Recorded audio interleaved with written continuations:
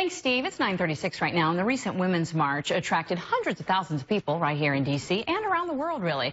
But not everyone was on board with the movement. One of those people is Donna Hughes, and she joins us now live in the loft with more on why she's choosing to support a new hashtag that is Not My March. Thank you so much for coming in. Thank you for having me. So, you know, it was billed as pro-women. Yes. There were many aspects of it that were decidedly anti-Trump. That's right. Is that why it wasn't your march, just because it was such against the new administration?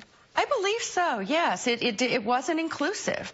Conservative women were excluded. Pro-life women were excluded. Those who voted for Trump were excluded, and I'm all of those. And so we're almost 30 million American women who voted for Trump. There has been a lot of things, though, that, let's be honest, that President Trump has said that is really indefensible, some disparaging things against women. And so there are a lot of women out there that would say, how could a woman be pro-Trump?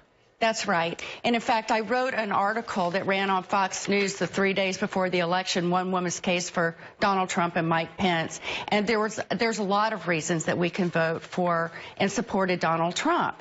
I mean, he has pulled together an incredible team of people around him. And I believed, and I think we heard this in his inaugural speech, that he is for all of the people.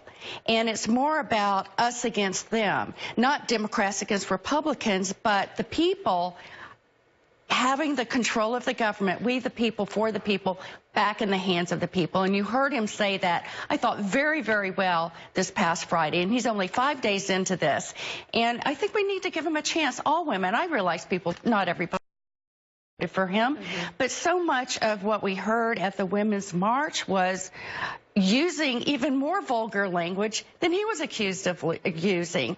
And I think what happened is you saw a lot of activists using their platforms to actually stir up division and hatred and anger, rather than to use their platforms to say, now let's come together. And where there's hatred, let us show love. Where there's division, let us bring unity. Because we as women, we have so many things we all do agree on. We love our families. We love our children. We love our grandchildren. I've got 3 of them. And, you know, we want to see equal pay for equal jobs and those sorts of things. So find the things that we can rally behind and give Donald Trump a chance. I think he's going to be a great president for all of us. I think there were a lot of people that marched, not only here in D.C. and around the world, and there were definitely those that were anti-Trump, but there were those that were there that were fighting and standing up for those issues that you talked about. Right. Are you saying that if it was solely that, and that you would have been down there too? That you feel like you weren't welcome? Well, I feel like anyone who has my positions that is very much pro-life. I mean, they said pro-life women can't come. You know, pro-Trump people cannot come. We were actually pro-woman and pro-Trump? Absolutely. I'm pro-woman and I'm pro-Trump. Sure. So how do you get your voice out there? Do you have your own march? Well, actually, this weekend is the March for Life, and you're going to see hundreds of thousands of women who, many of them are conservative and pro-Trump, not all of them. There are a lot of pro-life people that aren't necessarily Republicans. So, but they'll be coming together to support the right of life for the unborn child. And this is something, the pro-choice and the pro-life movement has been something that's divided a lot of women for a long time. And I think really a lot of women are more towards the middle of this.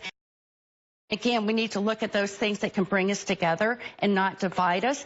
And at the pro-life march, anybody can come. What about the people that marched this past Saturday that didn't march because they felt marginalized? They marched because they can. Right. Isn't that what President Trump would say is right? Absolutely. Look, we have the wonderful opportunity of this America to be heard and to assemble together and to protest, and that is a good thing. I would have liked to have heard more voices, though, about bringing unity and not creating division, not about throwing bombs at the White House and using vulgar language in ways that there were kids out there. I mean, goodness gracious, I can't imagine moms who brought their young girls having their children see some of the signs that were displayed. Well, it was quickly, unbelievable. Before we go, you are the president and CEO of the Enough is Enough pledge, which President Trump signed when he was campaigning, as did Hillary Clinton.